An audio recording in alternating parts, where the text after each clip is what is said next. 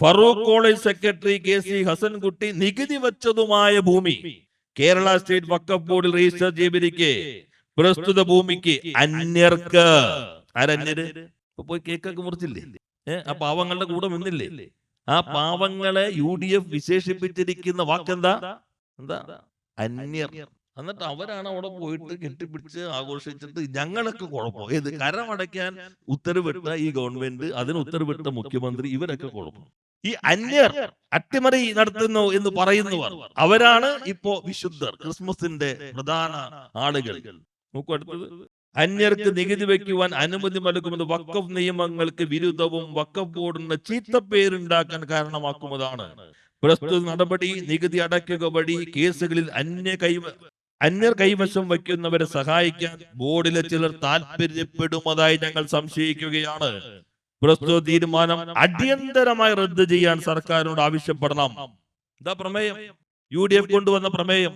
ഞങ്ങൾ ശരിയായി അവിടെ വർഷങ്ങളായി താമസിക്കുന്ന സാധാരണക്കാർക്ക് വേണ്ടി, പാവപ്പെട്ടവർക്ക് വേണ്ടി അവരുടെ അവകാശം ഉറപ്പുവരുത്താൻ സാധ്യമാകുന്ന രീതിയിലെല്ലാം പ്രവർത്തിച്ച് മുഖ്യമന്ത്രിയുടെ നിർദ്ദേശപ്രകാരം ഞങ്ങൾ മന്ത്രിതല യോഗം ചേർന്ന് കരമടയ്ക്കാൻ തീരുമാനമെടുത്തപ്പോ ആ തീരുമാനമെടുത്തത് തെറ്റാണ്, അട്ടിമറിയാണ്, ഈ അന്യർക്ക് വേണ്ടി ചെയ്യലാണ്, കയ്യേറ്റക്കാരെ സംരക്ഷിക്കലാണ് എന്ന് പറഞ്ഞതാണ് പ്രതിപക്ഷം.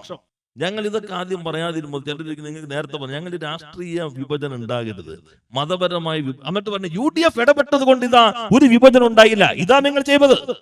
ഞങ്ങൾ ഈ വിഭജനങ്ങളൊന്നുമില്ലാതെ ഈ പ്രശ്നം പരിഹരിക്കാൻ ശ്രമിച്ചപ്പോ നികുതി അടയ്ക്കുന്ന ആദ്യ സ്റ്റെപ്പ് എടുത്തു. നിങ്ങൾ തീരുമാനിച്ചു ഈ ഉത്തരവിലൂടെ പാണക്കാട് റഷീദ് അലി തങ്ങൾ ഇത് വഖഫിന്റേതാണ്. അതോടുകൂടി പാവപ്പെട്ടവരെ നികുതി അടയ്ക്കാൻ കഴിയാത്ത സാഹചര്യം സൃഷ്ടിച്ചു UDF. നികുതി കളയാൻ സാധ്യമാകുന്ന രൂപത്തിൽ പരിമിതികൾക്കിടയിൽ നിന്നും തീരുമാനമെടുത്തു LDF. അങ്ങനെ തീരുമാനമെടുത്തപ്പോ വഖഫ് ബോർഡിനകത്ത് പ്രമേയം കൊണ്ടുവന്നു. ഞങ്ങൾ കയ്യേറ്റക്കാരെ സഹായിക്കുന്നവർ, ഞങ്ങൾ ഈ അന്യരെ സഹായിക്കുന്നവർ, ഞങ്ങൾ അട്ടിമറിക്ക് കൂട്ടുവെക്കുന്നവർ എന്ന് അധിക്ഷേപിച്ചത് നിങ്ങൾ UDF. ഇത് വഖഫ് ബോർഡ് മടങ്ങാണെന്ന് കരുതാം. നിയമസഭയിലോ 2022 ഡിസംബർ 12 UDF-ന്റെ സബ്മിഷൻ 1950 മതപരവും വിദ്യാഭ്യാസപരവുമായ ആവശ്യങ്ങൾക്കായി എറണാകുളം ജില്ലയിലെ കുഴുപ്പള്ളി പള്ളിപ്പുറം എന്നീ വില്ലേജുകൾ സ്ഥിതി ചെയ്യുമ്പോൾ 404.76 ഏക്കർ സ്ഥലം കോഴിക്കോട് ഫറൂഖ് കോളേജിന് വേണ്ടി മുഹമ്മദ് സാദിഖ് സെക്ട് വഖഫ് ചെയ്തിട്ടുള്ളതാണ്. അപ്പോഴാണ് ഇവിടെ പറഞ്ഞത് ഇത് വഖഫ് അല്ലല്ലോ. ഞങ്ങൾ വഖഫ് ആണോ അല്ലയോ എന്ന് ഞങ്ങൾക്ക് തീരുമാനിക്കുന്നില്ല, ഞങ്ങൾക്ക് അധികാരമില്ല. വഖഫ് ആണെങ്കിലും വഖഫ് അല്ലെങ്കിലും അവിടെ വർഷങ്ങളായി താമസിക്കുന്ന പാവപ്പെട്ടവരുടെ ഒപ്പം ഞങ്ങൾ നിൽക്കുന്നു. അതാണ് ഞങ്ങളുടെ നിലപാട്. വഖഫ് ആണെങ്കിലും അവരെ സംരക്ഷിക്കണം, വഖഫ് അല്ലെങ്കിലും അവരെ സംരക്ഷിക്കണം. അതാ സർക്കാരിന്റെ കാഴ്ചപ്പാട്. ഇന്നലെ ക്രിസ്മസ് സമരം പ്രതിവർഷം ആകെ അവിടെ ഇത് മുഴുവൻ കുഴപ്പമുണ്ടാക്കിയ ആളുകൾ, ഇതെല്ലാം ചെയ്ത ആളുകൾ ശരിക്കും ഈ യൂദാസിനൊക്കെ ശരിക്കും ക്രിസ്മസിന് വിളിക്കൂ. സാധാരണഗതി വിളിക്കാൻ പാടില്ലാത്ത ഇത് മുഴുവൻ ചെയ്ത ആളുകൾ അവിടെ ഇതിന്റെ ഒക്കെ ആളുകളായിട്ട് നിൽക്കുകയാണ്. എന്നിട്ട് അവിടെ പോയി പറയുന്ന കാര്യങ്ങൾ പ്രശ്നം പരിഹരിക്കാൻ ശ്രമിച്ച ഗവൺമെന്റിനെതിരാണ്. ഈ ഗവൺമെന്റ് ആകെ കുഴപ്പമുണ്ടാക്കി. ഞാൻ എല്ലാ വശങ്ങളിലേക്കും കുറെ വിസ്തരിച്ചിട്ടുണ്ടാവുമല്ലോ. ഈ ഗവൺമെന്റ് ചെയ്ത കുഴപ്പം എന്താ, അല്ലെങ്കിൽ LDF ഗവൺമെന്റുകൾ ചെയ്തിട്ടുള്ള കുഴപ്പം എന്താ? ആദ്യം അവർ പറഞ്ഞു ഒരു കുഴപ്പമുണ്ടായില്ല. VS മുഖ്യമന്ത്രി ആയിരിക്കുന്ന ഘട്ടത്തിൽ കമ്മീഷൻ നിയമിച്ചു. ആ കമ്മീഷൻ പറഞ്ഞു ഇത് വഖഫ് ഭൂമിയാണ്. അന്നത്തെ പത്രക്കട്ടിങ്ങൊക്കെ ഉണ്ട് എൻ്റെ അടുത്ത്. ഞാനിപ്പോ സമയം കുറവുള്ളതുകൊണ്ട് എല്ലാം എടുക്കുന്നില്ല. അതാണ് ഈ പ്രശ്നങ്ങൾക്ക് കാരണം. പ്രതിപക്ഷ നേതാവ് പറഞ്ഞു, പ്രതിപക്ഷം പറഞ്ഞു, മറ്റാളുകളും പറഞ്ഞു. ഈ വഖഫ് കമ്മീഷൻ, നിസാർ കമ്മീഷൻ നിയമിച്ചു എന്നുള്ളത് ശരിയാണ്. ആ കമ്മീഷൻ അവന്റെ റിപ്പോർട്ടിൽ തന്നെ പറഞ്ഞു വി ഹാവ് നോ അതോറിറ്റി, ഞങ്ങൾക്ക് അധികാരമില്ല. ഇത് വഖഫ് ആണോ അല്ലയോ എന്ന് നിർണയിക്കാനുള്ള അധികാരം ഞങ്ങൾക്കില്ല, അത് വഖഫ് ബോർഡിനാണ്. നിങ്ങളുടെ മുൻപിലുള്ള കേസ് പ്രത്യേകിച്ച് എക്സ്പീഡിയേറ്റ് ചെയ്യണം, വേഗത്തിലാക്കണം. ഇതാണ് ഏക ശുപാർശ. അല്ലാണ്ട് ഇപ്പോ ശർമ്മ ആ ക്യാബിനറ്റിലുണ്ട്, ആ ക്യാബിനറ്റിലല്ല തീരുമാനിച്ചത് വഖഫാണ്. ഈ റിപ്പോർട്ട് വന്ന് മന്ത്രിസഭ തീരുമാനിച്ചു ഇത് വഖഫാണ്. അതാണ് ഈ കുഴപ്പം. ഇതായിരുന്നു ആദ്യ റൗണ്ട് പ്രചാരവേല. അപ്പൊ നമ്മൾ ഈ കാര്യങ്ങൾ വിശദീകരിച്ച് ഇങ്ങനെയാണ് ഈ കമ്മീഷൻ റിപ്പോർട്ട് ഉടൻ തന്നെ പബ്ലിക് ഇതിലേക്ക് ഇട്ടു. ആ കമ്മീഷൻ റിപ്പോർട്ടിന്റെ ഭാഗം തന്നെ ആകെ ഒരു ഗുണമുള്ളത്, നമ്മുടെ മാധ്യമ പ്രവർത്തകൻ ആരും ഈ കമ്മീഷൻ റിപ്പോർട്ടും നോക്കില്ല, വഖഫ് ബോർഡിന്റെ തീരുമാനം നോക്കില്ല. ഇവർ പറയുന്നത് ഇങ്ങനെ ഉപ്പ് കൂട്ടാതെ വിഴുങ്ങിക്കൊണ്ടേയിരിക്കും, അത് പ്രചരിപ്പിച്ചുകൊണ്ടേയിരിക്കും. ഈ റിപ്പോർട്ട് കൃത്യമായി പറഞ്ഞു ഞങ്ങൾക്ക് അധികാരമില്ല, അത് വഖഫ് ബോർഡാണ് തീരുമാനിക്കേണ്ടത്. വഖഫ് ബോർഡ് തീരുമാനമെടുത്തു. ആ തീരുമാനം എടുത്തതാണ്, ഇത്രയും പേജുണ്ട് ആ തീരുമാനം. ഈ തീരുമാനം എടുത്ത ബോർഡിന്റെ അധ്യക്ഷന്റെ പേരാണ് പാണക്കാട് സെയ്ദ് റഷീദ് അലി തങ്ങൾ. CPM-ന്റെ പൊളിറ്റ്യൂറോ മെമ്പറാണ്. അറിയില്ല നിങ്ങൾ? CPM-ന്റെ നേതാവ് പാണക്കാട്. ഇവർ പറഞ്ഞ കേട്ട നമ്മളാണ് കുഴപ്പമുണ്ടാക്കിയതാണ്. ഇത് CPM-ന്റെ നേതാവ് പാണക്കാട് റഷീദ് അലി തങ്ങൾ. അതിൽ അദ്ദേഹം എല്ലാ കാര്യങ്ങളും ഈ ബോർഡ് വിശദീകരിച്ചിട്ട് ഇത്രയും പേജുണ്ട്. ഇത് വഖഫ് പ്രോപ്പർട്ടിയാണ് എന്ന് പ്രഖ്യാപിക്കുന്ന രേഖ. മറ്റേ രേഖയല്ല, ശങ്കരാചാര്യ അതല്ല, ഇതാണ് രേഖ, ഒറിജിനൽ രേഖ. ഇതാണ് വഖഫ് പ്രോപ്പർട്ടി എന്ന് പ്രഖ്യാപിക്കുന്ന രേഖ.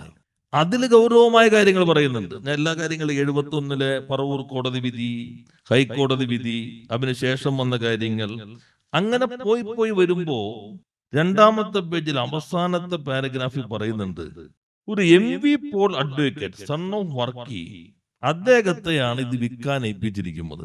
അങ്ങനെ ഒരു എഗ്രിമെന്റ് ഉണ്ടാക്കി. എന്ത് എഗ്രിമെന്റ്? ഒരു സെന്റിന് 500 രൂപ വെച്ച് ഇത് വിൽക്കുന്നതിനുള്ള എഗ്രിമെന്റ് വെച്ച് 10,000 രൂപ ഈ പോള് നാലാം പാർട്ടി എന്ന് പറഞ്ഞാൽ ഇതിൽ പറയുന്ന സെക്രട്ടറി ഫറൂഖ് കോളേജ് മാനേജിംഗ് കമ്മിറ്റിക്ക് 10,000 രൂപ കൊടുത്തു.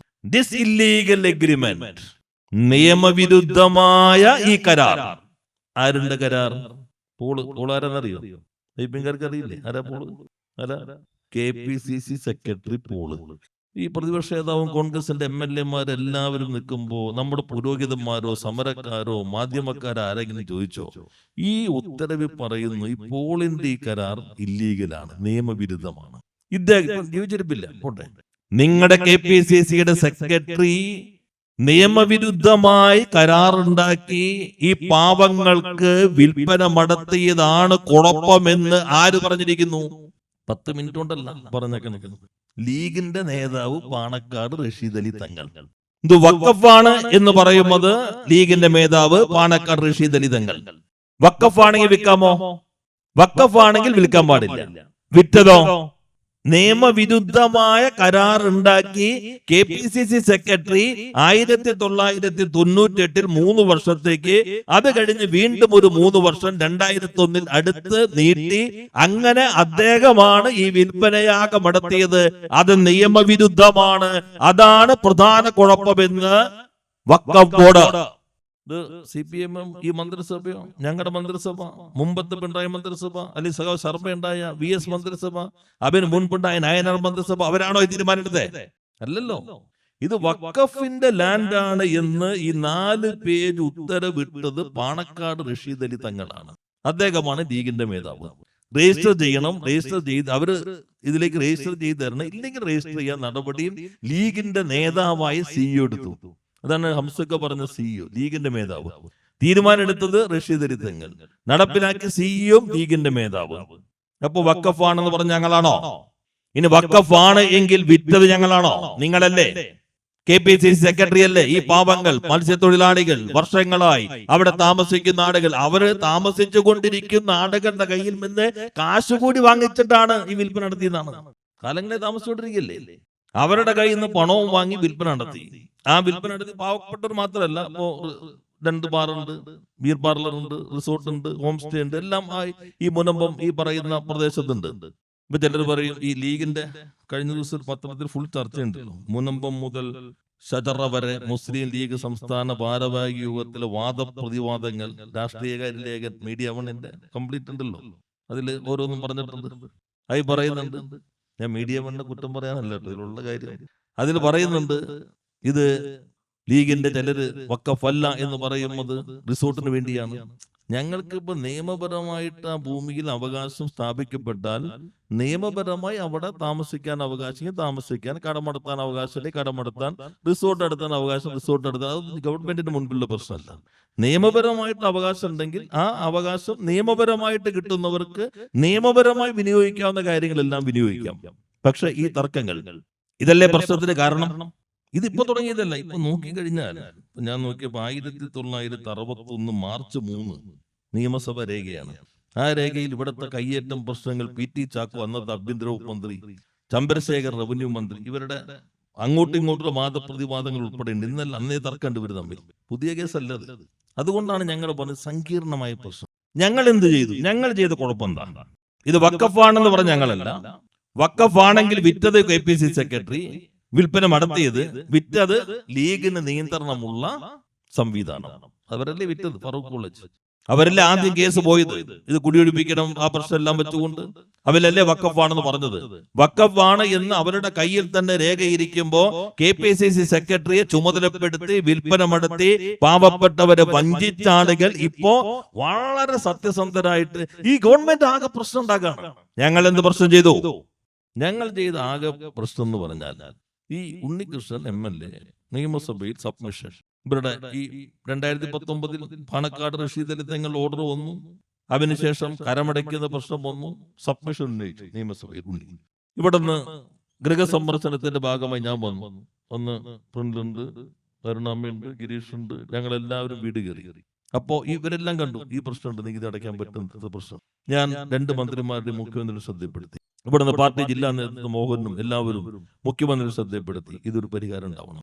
അങ്ങനെ റവന്യൂ വകുപ്പ് മന്ത്രി വഖഫ് മന്ത്രിയും ചേർന്ന് ഒരു യോഗം നടത്തിയിട്ട് സുപ്രീം കോടതിയുടെ ഒരു വിധിയുടെ തുമ്പ് പിടിച്ചിട്ട് നമ്മൾ തീരുമാനിച്ചു ഇതൊക്കെയാണെങ്കിലും കരമടയ്ക്കാൻ തീരുമാനിച്ചു. ഇപ്പൊ ഇന്നലെ പറഞ്ഞ കേട്ടില്ലേ, കരമടയ്ക്കാനുള്ള ഉത്തരവിൽ ഒരു ചെറിയ മാറ്റം വരുത്തും. അതിന് ആത്മാർത്ഥത കാണിക്കുന്നില്ല ഗവൺമെന്റ്. ഞങ്ങൾ കരമടച്ചപ്പോ, അടയ്ക്കാൻ തീരുമാനിച്ചപ്പോ വഖഫ് ബോർഡിൽ നേരെ ഒരു പ്രമേയം 1980 എടപ്പള്ളി സബ് രജിസ്ട്രാർ ഓഫീസിലെ ആധാരം എല്ലാം ഡീറ്റെയിൽസ് ഉണ്ടായിലേക്ക് ഞാൻ പോകുന്നില്ല. ഈ വഖഫ് ബോർഡിൽ പാണക്കാട് സെയ്ദ് റഷീദ് അലി തങ്ങൾ ചെയർമാനായ, കറക്റ്റായിട്ട് എഴുതിയിട്ടുണ്ട്, ലീഗിന്റെ ആളാണ് എഴുതിയേക്കുന്നത്, അവതാരകൻ MC മൈൻ ഹാജി.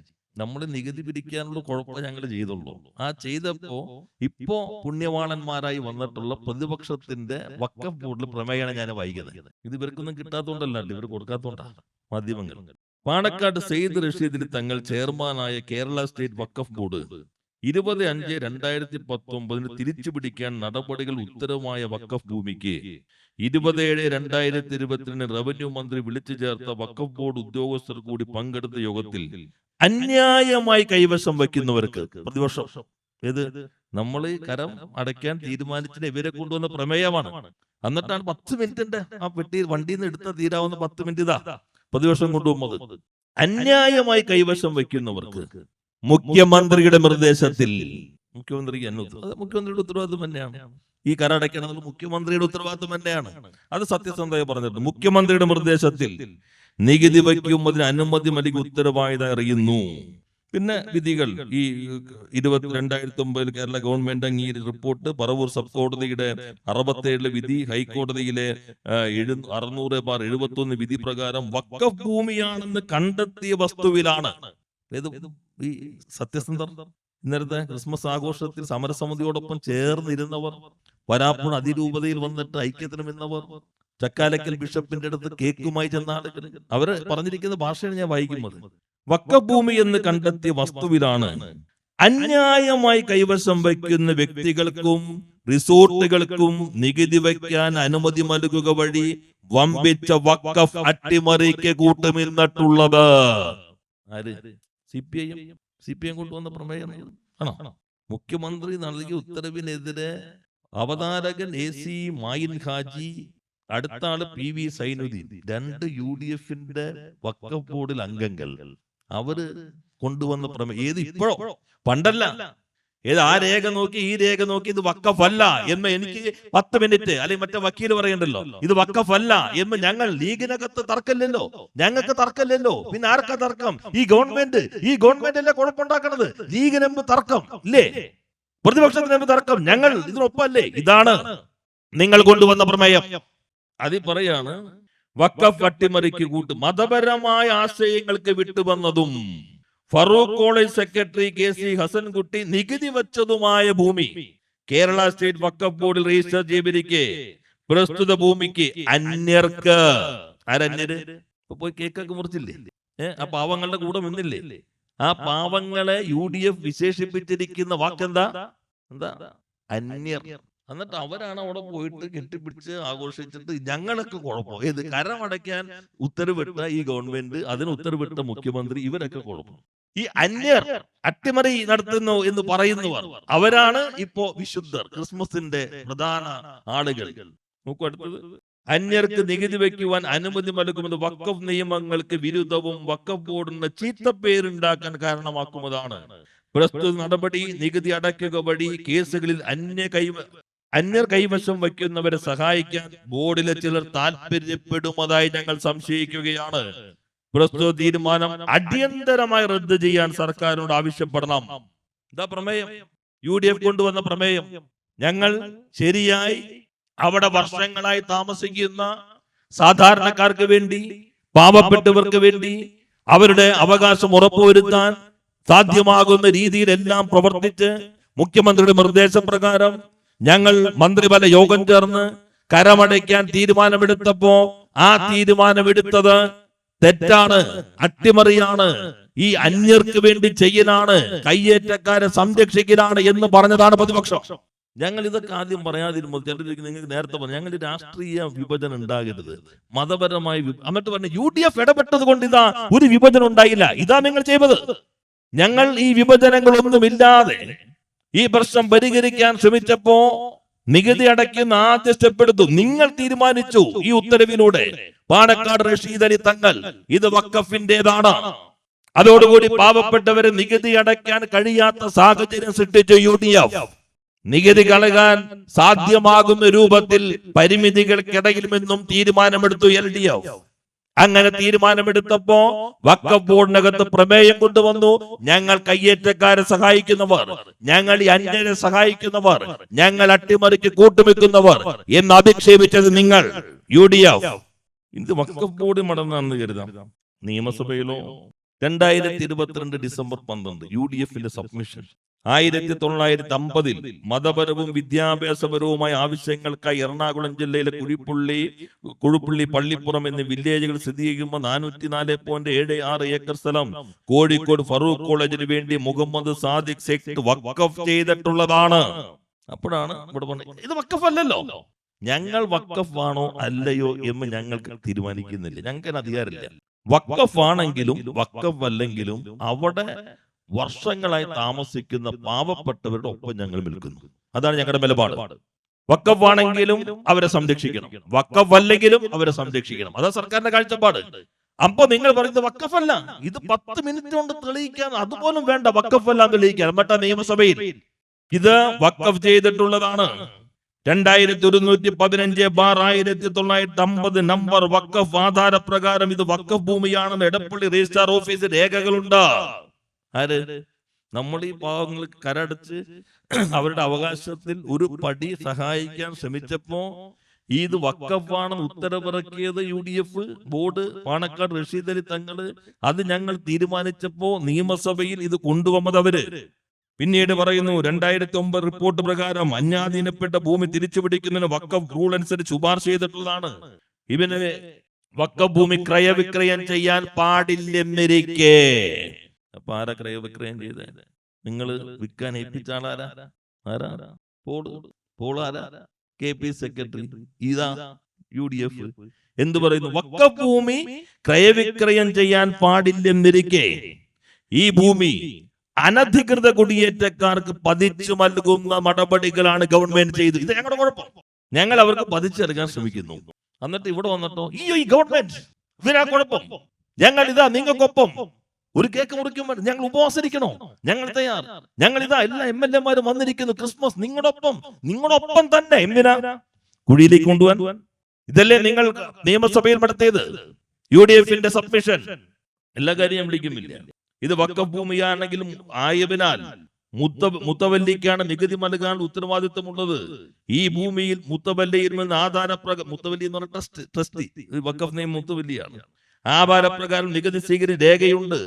എന്നാൽ 27/2022 ബഹുമാനപ്പെട്ട റവന്യൂ വകുപ്പ് മന്ത്രി അധ്യക്ഷതയിൽ ചേർന്ന യോഗത്തിൽ മിനിറ്റ്സ് പ്രകാരം ബഹുമാനപ്പെട്ട മുഖ്യമന്ത്രി നിർദ്ദേശപ്രകാരം കയ്യേറ്റക്കാർക്ക് നികുതി അടയ്ക്കാൻ അനുവാദം നൽകിയിരിക്കുന്നു UDF. ഇത്ര മാത്രം കാപട്യം പാടുണ്ടോ? ഇപ്പൊ ഞങ്ങൾ ഇത് ഇന്ന് യോഗം ചേരാൻ തീരുമാനിച്ച ഈ കാപട്യം ഇവരാരും തുറന്നു കാണിക്കുന്നില്ല. രേഖയൊക്കെ മാധ്യമങ്ങളുടെ നമ്മുടെ ബ്രാഞ്ച് സെക്രട്ടറിയുടെ അയൽപക്കത്ത് താമസിക്കുന്ന ആളുടെ ഡ്രൈവറാണ് ഈ ഭൂമി വിൽക്കാനുള്ള കാര്യമായിരുന്നു. എത്ര ന്യൂസ് അവറിൽ എത്ര ദിവസം ചർച്ച നടന്നതന്നെ ആലോചിച്ച് നോക്കി. ബ്രാഞ്ച് സെക്രട്ടറി അയൽപക്കത്ത് ആളുടെ ഡ്രൈവറെ ഇത് വിൽക്കാൻ ഏൽപ്പിച്ചിരുന്നെങ്കിൽ CPM ഇരട്ടത്താപ്പ് തലക്കെട്ട്. ഈ ഇരട്ടത്താപ്പല്ലേ ഇത്? മലയാളത്തിൽ ഇരട്ടത്താപ്പല്ലേ? ഒരു വശത്ത് നിങ്ങൾ അല്ല UDF ആണല്ലോ, എക്സ് ആണെങ്കിലും വൈ ആണെങ്കിലും UDF ആണല്ലോ. ഇവിടെ ഒരു വശത്ത് നിങ്ങൾ ഇത് കയ്യേറ്റക്കാരാണ്, അന്യരാണ്, അട്ടിമറി നടത്തുന്നവരാണ് എന്ന് പറഞ്ഞ് നിയമസഭയിൽ സബ്മിഷൻ കൊണ്ടുവരാം. നിങ്ങൾ UDF വഖഫ് ബോർഡിനകത്ത് പ്രമേയം കൊണ്ടുവരാം.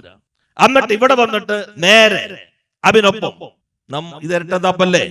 നമ്മളായിരുന്നെങ്കിലോ ഞാൻ പറഞ്ഞില്ലേ, ബ്രാഞ്ച് സെക്രട്ടറി, ഇത് KP സെക്രട്ടറി, അതുകൊണ്ട് ബ്രാഞ്ച് സെക്രട്ടറി അയൽവക്കത്തുള്ള ആള് ഡ്രൈവർ ആയാൽ മതി. ഇത് ബ്രാഞ്ച് സെക്രട്ടറി അറിഞ്ഞപ്പോ MLA അറിയാൻ വഴിയില്ലേ? MLA അറിയണമെങ്കിൽ ജില്ലാ സെക്രട്ടറി അറിഞ്ഞെങ്കിൽ ജില്ലയുടെ ചാർജുള്ള മന്ത്രിക്കാനുള്ള ബന്ധമന്ത്രായിരിക്കും. മുഖ്യമന്ത്രി അറിയാതെ പ്രവർത്തനം നടക്കുമോ? എന്തെല്ലാം ചോദ്യങ്ങളായിരിക്കും, എത്ര ദിവസമായിരിക്കും ചർച്ച? ഇതെന്തുകൊണ്ട് പുറത്തു വരുന്നില്ല? ഇതാണ് ഇരട്ടത്താപ്പ്. ഇതുപോലെ നിലപാട് സ്വീകരിക്കാമോ? അപ്പൊ ഗവൺമെന്റ് നിലപാട് പറഞ്ഞു, ഞങ്ങൾ ഇത് കയ്യേറ്റുണ്ടെങ്കിൽ ഇതെല്ലാം പരിശോധിക്കും, നികുതി അടയ്ക്കാനുള്ള ഒരു നിലപാട് സ്വീകരിച്ചിരിക്കുന്നു. ഇങ്ങനെ ഉണ്ടെങ്കിൽ ഗവൺമെന്റ് കയ്യേറ്റങ്ങൾക്കൊക്കെ ഗവൺമെന്റ് എതിരാണ്, പക്ഷേ ഇവിടെ താമസിക്കുന്നവർക്ക് ഈ അവകാശം നൽകാൻ ഗവൺമെന്റ് തീരുമാനിച്ചിരിക്കുന്നു. മറുപടി പറഞ്ഞു. ഇനി വഖഫാണ്, ഒഴിവാക്കണോ? ഇനി വഖഫാണെങ്കിൽ വിറ്റു. വഖഫാണ് എന്ന് പറഞ്ഞത് UDF, വഖഫാണ് എന്ന് പറഞ്ഞത് വിറ്റത് UDF. വിൽപ്പന നടത്താൻ ആയിട്ടുള്ള പവർ ഓഫ് അറ്റോർണി UDF. ഞങ്ങൾ ചെയ്തത് ആ പാവങ്ങൾക്ക് കരമടയ്ക്കാൻ അനുമതി നൽകി. ഇതല്ലാതെ LDF ഏത് ഗവൺമെന്റ് ആകട്ടെ എന്തെങ്കിലും നിലപാട് സ്വീകരിച്ചോ? ഇപ്പോ കർണാടകയിൽ ഒരു മുഖ്യമന്ത്രി ഇല്ലേ? എല്ലാം റദ്ദാക്കിയില്ലേ? കൊടുത്ത നോട്ടീസ് എന്താ കർണാടകയിലെ കഥ? കർണാടകയിൽ നോട്ടീസ് കൊടുത്ത് റവന്യൂ വകുപ്പാണ്. വയർ എന്ന് പറയുന്ന ഒരു റെപ്യൂട്ടഡ് പ്രസിദ്ധീകരണമുണ്ട്, ഓൺലൈനിൽ കിട്ടും. അതിന് മുഴുവൻ ഹിസ്റ്ററിയും കൊടുത്തിട്ടുണ്ട്. അവിടെ റിജു പറഞ്ഞു, കിരൺ റിജു മന്ത്രി പാർലമെന്റിൽ പറഞ്ഞു, അവിടെ 800 വഖഫ് പ്രോപ്പർട്ടി കയ്യേറിയിരിക്കുകയാണ്. അപ്പൊ BJPയുടെ MP ഉടൻ തന്നെ ട്വീറ്റ് ചെയ്തു, 1500 ഏക്കർ കർഷകർക്ക് ഇതാ നോട്ടീസ് കൊടുത്ത് ഒഴിപ്പിക്കാൻ പോകുന്നു. നോട്ടീസ് കൊടുത്തിരുന്നു, അത് റവന്യൂ വകുപ്പാ. BJPയുടെ ഗവൺമെന്റിന്റെ കാലത്ത് കൊടുത്തു തുടങ്ങിയത്. യഥാർത്ഥത്തിൽ കോൺഗ്രസും കൊടുത്തു. റവന്യൂ വകുപ്പ് കൊടുത്ത നോട്ടീസ് സിദ്ധരാമയ്യ പറഞ്ഞു അത് നിർത്തിവെക്കാൻ പറഞ്ഞു. ഇവിടെ ആർക്കാ നോട്ടീസ് കൊടുത്ത് ഒഴിപ്പിക്കാൻ പറഞ്ഞിട്ട് ഈ ഗവൺമെന്റ് വന്നിട്ട്? വഖഫ് ബോർഡ് നോട്ടീസ് കൊടുത്തു 12 പേർക്ക്, ഇവിടെ ഉള്ള ആർക്കും കൊടുത്തിട്ടില്ല. അത് ഒഴിപ്പിക്കാൻ പറഞ്ഞിട്ടില്ല, രേഖകൾ സമർപ്പിക്കാനാണ്. ഒറ്റാക്ക് ഒഴിപ്പിക്കാൻ കൊടുത്തിട്ടില്ല. പിന്നെ സിദ്ധരാമയ്യ പോലും ഇവിടത്തെ മുഖ്യമന്ത്രി ചെയ്ത കാര്യത്തെ നിങ്ങൾ അധിക്ഷേപിച്ച് കയ്യേറ്റക്കാർക്കൊപ്പം, അന്യർക്കൊപ്പം, അട്ടിമറിക്കൊപ്പം എന്ന് പറയുകയല്ലേ ചെയ്തത്? അതല്ലേ ചെയ്തത്? ഈ കാപ്പട്യൻ ജനങ്ങൾ തിരിച്ചറിയട്ടെ. ഒരു വിഭാഗം മതപരമായി ഭിന്നിപ്പിന് ശ്രമിച്ചു. ഇപ്പൊ എന്താ വരാനൊരു പശ്ചാത്തലം? വഖഫ് ഭേദഗതി വരുന്നു. വഖഫ് ഭേദഗതി ഞങ്ങൾ എതിർക്കുന്നുണ്ട് എന്ന് വെച്ചാൽ വഖഫ് ഒരിക്കലും ഭേദഗതി ചെയ്തിട്ടില്ല. 2013 കോൺഗ്രസ് ഭേദഗതി ചെയ്തിട്ടുണ്ട്. അതോടുകൂടി മുസ്ലിം അല്ലാത്ത ആൾക്കും വഖഫ് ചെയ്യാം. ഇത് വഖഫ് ചെയ്യുമ്പോൾ 54 നിയമം വന്നിട്ടില്ല. അതിനുശേഷം പല ഭേദഗതികൾ വന്നിട്ടുണ്ട്. ഇത്തവണത്തെ ഭേദഗതി ഗൗരവമായ പ്രശ്നം എന്താ? പ്രശ്നം എന്ന് വെച്ചാൽ വഖഫ് ബോർഡിൽ മുസ്ലിം അല്ലാത്ത ആളുകളായിരിക്കും കൂടുതൽ. ഇപ്പൊ ദേവസ്വം ബോർഡിൽ ഹിന്ദുക്കളല്ലാത്ത ആളുകളെ എങ്ങനെയുണ്ടാവും? പള്ളിയുടെ സ്വത്ത് ഉണ്ടാക്കുന്നിടത്ത് ക്രിസ്ത്യാനികളല്ല ബാക്കിയാണ് കൂടുതൽ എന്ന് പറഞ്ഞാൽ എങ്ങനെ ഉണ്ടാവും? നേരെ ഇപ്പോ മുസ്ലിം MP, മുസ്ലിം MLA, ബാർ കൗൺസിൽ ഇതൊക്കെ എലക്റ്റഡ് ആണ്. ഇനി ഗവൺമെന്റ് നോമിനേറ്റ് ചെയ്യാം, മുസ്ലിം ആകണമെന്നില്ല. 11 പേര് 4 പേര് മുസ്ലിം ആണെന്ന് ഉറപ്പുള്ളൂ. അപ്പൊ 7 പേരും മുസ്ലിം അല്ലാത്തവരാകാം. എങ്ങനെയുണ്ടാവും ബോർഡിന്റെ CEO മുസ്ലിം ആകണമെന്നില്ല. നമ്മുടെ ഇപ്പൊ നിങ്ങൾ നോക്കിയാൽ മതി, അനാലിസിസ് വരുന്ന പലതിലും ഇന്ത്യയിൽ എല്ലാ സ്റ്റേറ്റിലും പല മതങ്ങളുടെ CEO, ഓഫീസർ, കമ്മിറ്റി അംഗങ്ങൾ അതാത് മതവിഭാഗത്തിൽപ്പെട്ടവരാണ്. അതാണ് പ്രധാന എതിർപ്പ്. ഇനി ഇത് മാറി വഖഫ് ട്രിബ്യൂണൽ പോയി, വഖഫ് ബോർഡ് പോയി, വഖഫ് സ്വത്ത് ഏതാണ് എന്ന് തീരുമാനിക്കാൻ ഇനി ഗവൺമെന്റിന് അധികാരമുണ്ട്. ഇപ്പൊ ചെല്ലു പറഞ്ഞില്ലേ, ഇത് 10 മിനിറ്റ് കൊണ്ട് തീരുമാനിച്ച് പ്രഖ്യാപിക്കാം. ഇത് വഖഫ് അല്ല, ഇത് വഖഫ് ആണോ അല്ലയോ? ഗവൺമെന്റ് നിലപാട് സ്വീകരിച്ചിട്ടില്ല. കാരണം എന്താ? ഗവൺമെന്റ് അധികാരമില്ല. വഖഫ് ബോർഡിനാണ് അധികാരം. വഖഫ് നിയമം 42 വഖഫ് ബോർഡ് എടുക്കുന്ന തീരുമാനം വഖഫ് ട്രിബ്യൂണൽ ഭേദഗതി ചെയ്യുകയോ റദ്ദാക്കുകയോ മാറ്റം വരുത്തുകയോ ചെയ്യുമില്ലെങ്കിൽ അത് ഫൈനൽ, അവസാനമാണ്. അപ്പോ ഒരു തർക്ക പ്രശ്നത്തിൽ അപ്പീൽ പോകാൻ പറ്റും. അടുത്തതുണ്ട്, അടുത്തതിനകത്ത് അവസാനം ജുഡീഷ്യൽ പവറുകൾക്കകത്ത് പറയുന്നുണ്ട്. ഏറ്റവും ഒടുവിലത്തെ ഭാഗങ്ങളിൽ അത് വ്യക്തമാക്കുന്നുണ്ട്. ഞാൻ എന്റെ ചട്ടങ്ങളെല്ലാം എല്ലാം വായിക്കുന്നില്ല. അതിനകത്ത് പറയുന്നുണ്ട്, ഹൈക്കോടതിയിൽ അഗ്രീവ്ഡ് പാർട്ടികൾക്ക് ഹൈക്കോടതിയെ സമീപിക്കാം. ഇതിനകത്ത് വല്ല കുഴപ്പമുണ്ടോ പ്രശ്നമുണ്ടോ എന്നുള്ളത് അഗ്രീവ്ഡ് പാർട്ടികൾക്കും സമീപിക്കാം. പക്ഷെ ഇപ്പോഴത്തെ അപ്പീൽ പ്രൊവിഷൻ ആയിട്ട് അത് പരിഗണിക്കും. ഇപ്പോഴും ട്രിബ്യൂണൽ തന്നെയാണ്. വ്യത്യാസം, ഇപ്പോഴത്തെ ട്രിബ്യൂണൽ ഇസ്ലാമിക നിയമങ്ങളിൽ പാണ്ഡിത്യമുള്ള ഒരാളുണ്ടായിരിക്കണം. വരാൻ പോകുന്ന പുതിയ ബില്ലിന്റെ ട്രിബ്യൂണൽ ആ പാണ്ഡിത്യമുള്ള ആൾ വേണ്ട. ഇതേ വ്യത്യാസമുള്ളൂ. അപ്പീൽ ഇല്ല, ഫൈനലാണ് എന്നുള്ള ഭാഗം എടുത്തു കളയുന്നുണ്ട്. പക്ഷെ ഇപ്പോഴത്തെ ഹൈക്കോടതിയെ സമീപിക്കാനുള്ള അഗ്രീവ്ഡ് പാർട്ടിക്ക് അവകാശമുണ്ട്. എന്നാൽ വഖഫ് ബോർഡ് പാണക്കാട് റഷീദ് അലി തങ്ങൾ എടുത്ത തീരുമാനം റദ്ദാക്കാൻ ഇപ്പോ നിൽക്കുന്ന നിയമം അനുസരിച്ച്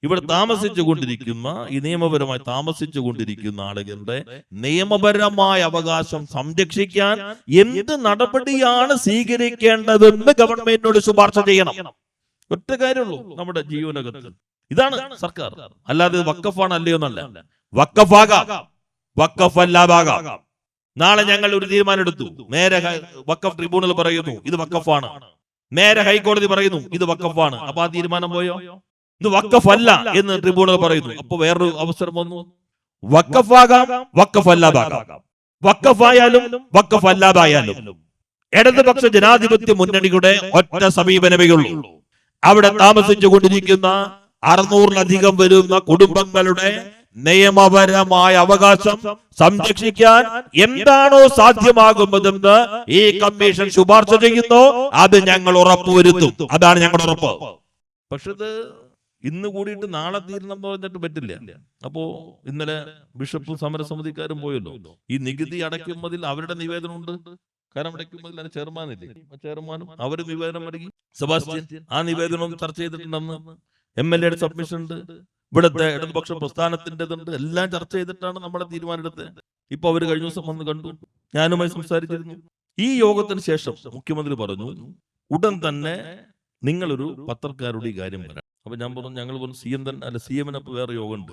ഫിനാൻസ് കമ്മീഷൻ വരുന്നതിന്റെ ഭാഗമായി മുന്നോടിയായി സർവകക്ഷി യോഗം, അത് വളരെ പ്രധാനപ്പെട്ടതാണ്. നമ്മുടെ കിട്ടേണ്ട കാശൊന്നും കിട്ടുന്നില്ല. അപ്പൊ അവർ വരുമ്പോൾ ഒന്നിച്ചുമെന്ന കാര്യം പറയണല്ലോ. സർവകക്ഷി യോഗം ഉണ്ട്. അപ്പൊ CM പറഞ്ഞു, എന്നെ കാക്കണ്ട, നിങ്ങൾ 3 പേര് കൂടി നടത്തണം. ഇന്ന് തന്നെ നടത്താനല്ലത്, അല്ലെങ്കിൽ നമ്മൾ പറഞ്ഞാലും ഇതാ തീരുമാനിച്ചു അതാ തീരുമാനിച്ചതുകൊണ്ട് അപ്പം തന്നെ പല കഷ്ടങ്ങളായിട്ട് വരാൻ തുടങ്ങും. അപ്പം തന്നെ ഞങ്ങൾ പത്രസമ്മേളനം, ഞാൻ ഇത് തന്നെ ആദ്യം പറഞ്ഞു. ചെല്ലു പറഞ്ഞു അവിടെ പ്രകടനം. ഞാൻ പറഞ്ഞു, പ്രകടനം തുടങ്ങിയിട്ടുണ്ടെങ്കിൽ ഞങ്ങൾ പറയാൻ പോകണല്ലേ ഉള്ളൂ. അതിനു മുമ്പ് നിങ്ങൾ എന്തെങ്കിലുമൊക്കെ കൊടുത്തിട്ടുണ്ടെങ്കിൽ അതിനനുസരിച്ച് ചിലപ്പോൾ അവർ തെറ്റിദ്ധരിച്ചിട്ടുണ്ടാവും. പക്ഷേ ഈ ടേംസ് ഓഫ് റെഫറൻസ് വരുന്നതിന് മുമ്പ് അവരുമായി ചർച്ച ചെയ്യും. അത് ഞാൻ ആ മീറ്റിംഗിൽ തന്നെ പറഞ്ഞു. മുഖ്യമന്ത്രി പറഞ്ഞു, അവരെല്ലാവരും ഇങ്ങോട്ട് വിളിച്ചു വരുന്ന ബുദ്ധിമുട്ടായിരിക്കും. മുഖ്യമന്ത്രിക്കാണെങ്കിൽ പിറ്റേ ദിവസം തന്നെ ഇങ്ങോട്ട് വരും ബുദ്ധിമുട്ടായിരിക്കും. തൊട്ടടുത്ത ദിവസം നേരെ നമ്മൾ ചിലർ പറഞ്ഞു ചർച്ച വൈകിയല്ലോ. ഈ പ്രശ്നം സമരം പല ദുരുപയോഗപ്പെടുത്താൻ പെരുമാറ്റച്ചട്ടത്തിൽ കൃത്യമായി പറഞ്ഞു. മതത്തെ അടിസ്ഥാനപ്പെടുത്തിയ കാര്യം മണ്ഡലത്തിൽ മാത്രമല്ല സ്റ്റേറ്റിലാകെ ഒരു തീരുമാനം എടുക്കാൻ പാടില്ല. ഇത് മതം, വഖഫ് എന്ന് പറഞ്ഞാൽ ദൈവത്തിന് കൊടുക്കുന്നതാണല്ലോ. അതിന് നടത്തിപ്പാണല്ലോ മുത്തവല്ലിക്കുള്ളത്. അത് ഞങ്ങൾ തെരഞ്ഞെടുപ്പ് കമ്മീഷൻ ഉൾപ്പെടെ നിയമോപദേശം പേടി. അപ്പൊ ഇപ്പൊ വിളിക്കാൻ പറ്റില്ല, ഇലക്ഷൻ കഴിഞ്ഞിട്ട്. ഇലക്ഷൻ കഴിഞ്ഞ തൊട്ടടുത്ത ദിവസം ഇവർ വന്നു. മുഖ്യമന്ത്രി പറഞ്ഞു അടുത്ത ദിവസം തന്നെ വിളിക്കാം. ആദ്യം തീരുമാനിച്ചപ്പോ ഇലക്ഷൻ മാറിപ്പോയി. തൊട്ടടുത്ത ദിവസം വിളിച്ചു. അതിനുശേഷം ഓൺലൈൻ യോഗം ചേർന്നു. ഇവരെല്ലാവരും പങ്കെടുത്തു. MLA KN ഉണ്ണികൃഷ്ണന്റെ നിർദ്ദേശം വെച്ചു, ഇത്രയും നിങ്ങൾ എല്ലാവരും ഇതിന് പിന്തുണച്ചിരിക്കുകയാണല്ലോ, അപ്പൊ നിങ്ങൾ സമരം അവസാനിപ്പിക്കുമ്പോഴല്ലേ ഉചിതം. മുഖ്യമന്ത്രി ഒരു കാര്യം പറഞ്ഞു, അത് ഞാൻ പറയുന്നില്ല, MLA അഭിപ്രായം പറഞ്ഞിട്ടുണ്ട്, നിങ്ങൾ തീരുമാനിച്ചോ. നിങ്ങളാണല്ലോ സമരം തുടങ്ങിയത്. ഞങ്ങൾ ഏതാണെങ്കിലും ഞങ്ങളുടെ നിലപാട് ഇതാണ്, ഒരാളെയും ഇറക്കി വിടില്ല. നിങ്ങൾക്ക് നിയമപരമായിട്ടുള്ള അവകാശം ഉറപ്പുവരുത്താൻ സാധ്യമാകുന്നതെല്ലാം സർക്കാർ ചെയ്യും. ഞങ്ങൾ ചെയ്യുന്നതിന് നിയമപരമായ പിൻബലം ഉണ്ടാവണം. ഞങ്ങളൊരു പ്രഖ്യാപനം നടത്തി, ഇതാ നിങ്ങളുടെ ഇത് വഖഫല്ല, നേരെ എന്റെ കയ്യിൽ എല്ലാ രേഖയുണ്ട് എന്ന് പറഞ്ഞ് ഞാൻ നേരെ പ്രഖ്യാപിച്ചു. പിറ്റേ ദിവസം ഈ പാവങ്ങളെല്ലാം ആഹ്ലാദ പ്രകടനം നടത്തി സന്തോഷത്തിൽ പോയി. പിറ്റേ ദിവസം നേരെ കോടതിയിൽ നിന്ന് കേസ് വന്ന് കുടിയിറക്കാൻ പറഞ്ഞാലോ സന്തോഷത്തോടെ നിൽക്കും. മുഖ്യമന്ത്രി പറഞ്ഞു നിയമപരമായി പരിരക്ഷ വേണം. ഈ കമ്മീഷൻ റിപ്പോർട്ട്, സാധാരണ കമ്മീഷന്റെ റിപ്പോർട്ട് ഇറങ്ങി കമ്മീഷൻ ഓഫീസ് കണ്ടെത്തി പ്രവർത്തനം തുടങ്ങുമ്പോൾ തന്നെ 3-4 മാസം എടുക്കും. ജുഡീഷ്യൽ കമ്മീഷൻ നമ്മൾ കാണാറുള്ളതല്ലേ. ഇതാ ഉത്തരവിൽ തന്നെ ഞങ്ങൾ കളക്ടറെ ചുമതലപ്പെടുത്തി. അപ്പൊ തന്നെ പ്രവർത്തനം തുടങ്ങി. പിന്നലെ സമരസമിതിക്കാർ പോയി അദ്ദേഹം പറഞ്ഞല്ലോ ഫെബ്രുവരിയിൽ തന്നെ റിപ്പോർട്ട്. ഇനി അവര് ഫെബ്രുവരി വരെ നിരാകാരം എടുക്കുന്ന ഇരുന്നോട്ടെ, നമുക്ക് കുഴപ്പമില്ല. കാരണം ഗവൺമെന്റിന് തീരുമാനം എടുക്കണമെങ്കിൽ ഈ റിപ്പോർട്ട് വരണം. ആ റിപ്പോർട്ട് വരും, അതുവരെ അവർ സമരം ചെയ്യുമ്പോൾ നമുക്കെന്താ കുഴപ്പമുള്ളത്? പലരും രാഷ്ട്രീയ താല്പര്യം വെച്ച് വരുമ്പോ ഈ കടലാസൊക്കെ എടുത്ത് ഇടയ്ക്കൊന്ന് ഓർമ്മിപ്പിച്ചോളന്നുള്ളൂ. ഇതൊക്കെ ഇപ്പൊ കുറച്ച് കാര്യം അവരുടെ ഉണ്ടാവും. ചിലർ മതപരമായി ഭിന്നിപ്പിന് ശ്രമിക്കും, ചിലർ രാഷ്ട്രീയ നേട്ടത്തിന് ശ്രമിക്കും. ഗവൺമെന്റിന് വോട്ട് വരുമോ പോകുന്നുള്ളതൊക്കെ രണ്ടാമത്തെ കാര്യം. ഭിന്നിപ്പുകൾ ഉണ്ടാകാൻ പാടില്ല, വൈരത്തിന്റെ രാഷ്ട്രീയം ഉണ്ടാകാൻ പാടില്ല. പാവപ്പെട്ടവരുടെ അവകാശം സംരക്ഷിക്കണം. ഫെബ്രുവരി റിപ്പോർട്ട് വരും. ഞങ്ങൾ പ്രതീക്ഷിക്കുന്നതാണ് അദ്ദേഹം പറഞ്ഞിരിക്കുന്നത്, റിപ്പോർട്ട് വരും. ആ റിപ്പോർട്ട് വരുമ്പോ എന്താണോ ഈ ഒറ്റ കാര്യമുള്ളൂ, ഇവിടെ താമസിക്കുന്നവർക്ക് നിയമപരമായ പരിരക്ഷ അത് ഉറപ്പുവരുത്താൻ എന്താണോ ചെയ്യേണ്ടത് കമ്മീഷൻ വയ്ക്കുമ്പോ അത് ചർച്ച ചെയ്ത് ആവശ്യമായ നടപടി സ്വീകരിക്കും. അതിൽ വഖഫ് ബോർഡ് ചെയ്യേണ്ടതാണ്, വഖഫ് ബോർഡ് നമുക്ക് നിർദ്ദേശം നൽകാൻ പറ്റും. അതല്ലാതെ ചെയ്യാവുന്ന കാര്യമുണ്ട്. നമ്മുടെ വഖഫ് ആണെങ്കിലും വഖഫ് അല്ലെങ്കിലും ഇവരെ സംരക്ഷിക്കണം. വഖഫ് ആണോ വഖഫ് അല്ലയോ എന്ന് പറയാൻ എനിക്കോ പ്രതിപക്ഷ നേതാവിനോ ഉപനേതാവിനോ മുഖ്യമന്ത്രിക്കോ ഗവൺമെന്റിനോ അധികാരമില്ല. ആ അധികാരം ആ നിയമത്തിൽ അധികാരപ്പെടുത്തിയ സംവിധാനങ്ങൾക്കാണ്. അവര് ഏത് നിലപാട് സ്വീകരിച്ചാലും ഇവരുടെ സംരക്ഷിക്കണം എന്നുള്ളതാണ് സർക്കാരിന്റെ നിലപാട്. ഇനിയിപ്പോ നേരത്തെ പറഞ്ഞല്ലോ, ഇത് പട്ടയാണെങ്കിലോ അപ്പൊ പിന്നെ വിൽക്കാനും പറ്റില്ല, അത് ആദ്യം തന്നെ അസാധുവായി. അപ്പോൾ ഇവരെ സംരക്ഷിക്കണ്ടേ? ഇത് മുഹമ്മദീയ ദാനമാണോ, അത് വേറെ പ്രശ്നമായി. വഖഫാണോ, അടുത്ത പ്രശ്നമായി. ഏത് വ്യാഖ്യാനം വന്നാലും എങ്ങനെ കഴിയും? അതാണ് ഞങ്ങൾ ഇദ്ദേഹത്തോട് ചോദിച്ചിരിക്കുന്നത്. എന്തെല്ലാം കാര്യങ്ങൾ ഉണ്ടാവും. ശരിക്കും ലീഗ് ഇപ്പോ ഇവിടെ പോയി ലോകത്തിലെ ഏറ്റവും ഉജ്ജ്വലമായിട്ടുള്ള സാമുദായിക ഐക്യത്തിന്റെ ചരിത്ര ഘട്ടം എന്ന് ചിലർ വിശേഷിപ്പിച്ചില്ലേ? ഇതൊക്കെ ചെയ്തിട്ടാ പോയത്. നമ്മൾ ചെയ്തപ്പോ അതിനെതിരെ പ്രമേയം, നമ്മൾ ചെയ്തപ്പോ അതിന് സബ്മിഷൻ. ഇനി പോയിട്ട് എന്ത് ചെയ്യണമായിരുന്നു?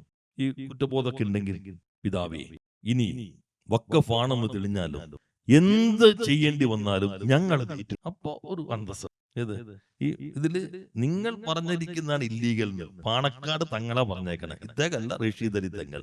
ഇദ്ദേഹമാണല്ലോ ഇപ്പൊ പാണക്കാടിന്റെ കേന്ദ്രം. അപ്പൊ അദ്ദേഹം എന്ത് പറയണം? പാണക്കാട് റഷീദ് അലി തങ്ങൾ പറഞ്ഞിരിക്കുന്നത് വഖഫാണ്, ഇല്ലീഗലാണ് വിൽപ്പന എന്ന് പറഞ്ഞിരിക്കുന്നത്. എന്ത് പരിഹാരമാണെങ്കിലും ഞങ്ങൾ ഇതാ ഏറ്റെടുത്തിരിക്കുന്നു, UDF ഏറ്റിരുന്നു, ലീഗ് ഏറ്റിരിക്കുന്നത് പറഞ്ഞാൽ അതിനൊരു വിലയുണ്ട്. ഇതൊക്കെ ഒരു ഷോയല്ലേ? അവിടെ പോകുന്നു, ഇവിടെ പോകുന്നു, എന്നിട്ട് ഇതെല്ലാം ചെയ്തുകൊണ്ടിരിക്കുന്നത്. അതുകൊണ്ട് പ്രിയപ്പെട്ടവരെ, ഈ പ്രശ്നത്തിൽ സർക്കാരിന് ഒറ്റ സമീപനമേ ഉള്ളൂ. അത് മുനമ്പത്തെ സാധാരണ ജനങ്ങൾക്കൊപ്പമാണ്. അത് അസന്നിഗ്ധമായി ബ്ലാക്ക് ആൻഡ് വൈറ്റ് വ്യക്തമാണ്. ഈ കമ്മീഷനും വഖഫാണോ അല്ലയോ, ചിലർ പറഞ്ഞു ഇത് വീണ്ടും വഖഫാണോ അല്ലയോ തീരുമാനിച്ച പ്രശ്നമാവോ? ഞങ്ങൾ അതിലേക്ക് പോയതേയില്ല. വഖഫാകാം, അല്ലാതാകാം. വഖഫാണെങ്കിലും വഖഫ് അല്ലെങ്കിലും ഇവരുടെ നിയമപരമായ അവകാശം. അവിടെ വർഷങ്ങളായി താമസിച്ചു കൊണ്ടിരിക്കുന്നവർ, അവർക്ക് ആവശ്യത്തിന് ഇപ്പോ വായ്പ എടുക്കണം, അല്ലെങ്കിൽ സ്ഥലം വിൽക്കണം, അതിനാവശ്യമായ നിയമപരമായ അവകാശം ഉണ്ടാകണം. അതിന് എന്താണോ ഇന്നത്തെ നിയമ സംവിധാനങ്ങൾക്കകത്ത് നിന്ന് ചെയ്യാൻ കഴിയുന്നതെന്ന് കമ്മീഷന്റെ ശുപാർശ വന്നാൽ ആ ശുപാർശയ്ക്ക് അനുസരിച്ചുള്ള നിലപാട് സ്വീകരിക്കും. അത് ഈ നാടിന്റെ പൊതു താല്പര്യത്തിനൊപ്പമായിരിക്കും. അതിനുള്ള സമീപനമാണ് ഇടതുപക്ഷ ജനാധിപത്യ മുന്നണി ഗവൺമെന്റ് സ്വീകരിച്ചിട്ടുള്ളത്. ഇങ്ങനെ തല്ലുപിടിപ്പിച്ച് മതപരമായ വിഭജനത്തിന് സംഘപരിവാർ ശ്രമിക്കുന്നു, രാഷ്ട്രീയമായ നേട്ടത്തിന് ഇതെല്ലാം സൃഷ്ടിച്ച UDF ശ്രമിക്കുന്നു. ആ വഞ്ചനയെ തിരിച്ചറിയാൻ നമുക്ക് കഴിയണം. ഇത് ഈ നാടിന്റെ പൊതുവികാരമാണ്. കക്ഷി രാഷ്ട്രീയത്തിന് അതീതമായി, മതചിന്തകൾക്ക് അതീതമായി, ജാതി ചിന്തകൾക്ക് അതീതമായി എല്ലാവരും ചേർന്ന് ഈ കമ്മീഷന്റെ പ്രവർത്തനം വേഗതയിലാക്കാൻ സഹായിക്കണം. ഇപ്പൊ കമ്മീഷൻ വരും കൂടി. അപ്പോ ഒരാള് പന്തം കൊളുത്തി, അടുത്ത ആള് വേറെ. അപ്പോ ജഡ്ജിയല്ലേ, നമ്മളെ ഗണി പിന്നെയും വരട്ടെ നോക്കാം, നേരങ്ങ് പോകും. അതുകൊണ്ട് ഞങ്ങൾ അവരോട് സമാധാനപരമായി ഇതെല്ലാം നോക്കി മനസ്സിലാക്കി നിങ്ങളെ സഹായിക്കാനാ വരുന്നത്. കാരണം കമ്മീഷനോട് ഞങ്ങൾ ഇത് വഖഫാണ് അല്ലയോ എന്നൊന്നും നോക്കാൻ പറഞ്ഞിട്ടില്ല. ഒറ്റ കാര്യം ഞങ്ങൾ കമ്മീഷനോട് പറഞ്ഞിട്ടുള്ളൂ, നിങ്ങളുടെ അവകാശം എങ്ങനെ സംരക്ഷിക്കും, അതിന് എന്താണ് ചെയ്യേണ്ടത്, ഞങ്ങൾക്ക് അതിനാവശ്യമായ റെക്കമെൻഡേഷൻ, ശുപാർശ നൽകൂ. ആ ശുപാർശ നൽകാൻ വരും, അതിനോടൊപ്പം വെക്കുക. പരമാവധി കമ്മീഷൻ ഫെബ്രുവരിയിൽ തന്നെ 3 മാസം, നവംബർ അവസാനം നമ്മൾ തീരുമാനിച്ചു, ഗസറ്റ് ഇറങ്ങി. ഡിസംബർ, ജനുവരി, ഫെബ്രുവരി കമ്മീഷൻ റിപ്പോർട്ട് വന്നാൽ ആ റിപ്പോർട്ട് ഈ പ്രശ്നങ്ങൾക്ക് ശാശ്വത പരിഹാരത്തിന് സഹായകരമായിരിക്കുമെന്ന് പ്രതീക്ഷിക്കുന്നു. മറ്റു കാര്യങ്ങൾ ഇപ്പൊ കോടതിയിലെല്ലാം നിൽക്കുന്നുണ്ടല്ലോ, അതും വന്നോട്ടെ. ഏതാണെങ്കിലും ഇവരുടെ അവകാശം സംരക്ഷിക്കാൻ എല്ലാവരും ഈ കമ്മീഷനോട് സഹകരിച്ച് അതിവേഗതയിലെത്തിക്കണം. അത് ലീഗ് പറഞ്ഞു, കമ്മീഷൻ നന്നായി തീരുമാനം വരട്ടെ. ആകെ പ്രതിപക്ഷം കോൺഗ്രസ് മാത്രം പറഞ്ഞുള്ളൂ ഇത് 10 മിനിറ്റ് കൊണ്ട് മുന്നണിയിലെ പ്രശ്നം തീർത്തിട്ടില്ല. 10 ദിവസം കഴിഞ്ഞ് 10 മാസം കഴിഞ്ഞാലും തീരില്ല. അവരുടെ പ്രശ്നം. ഈ പ്രശ്നം ഞങ്ങൾ 3 മാസം കൊണ്ട് തീർക്കും. കമ്മീഷൻ വൈകിപ്പിക്കൽ തന്ത്രം ഇതാണോ? ഞങ്ങൾ വൈകിപ്പിക്കൽ തന്ത്രമാണോ? ഏതാണെങ്കിലും സംരക്ഷിക്കാൻ എന്ത് ചെയ്യണം എന്നത് ശുപാർശ ചെയ്യാൻ ഏറ്റവും യോജ്യമായ സംവിധാനത്തെ നിയമിക്കുമ്പോ യഥാർത്ഥത്തിൽ പ്രതിപക്ഷം എന്ത് ചെയ്യണമായിരുന്നു?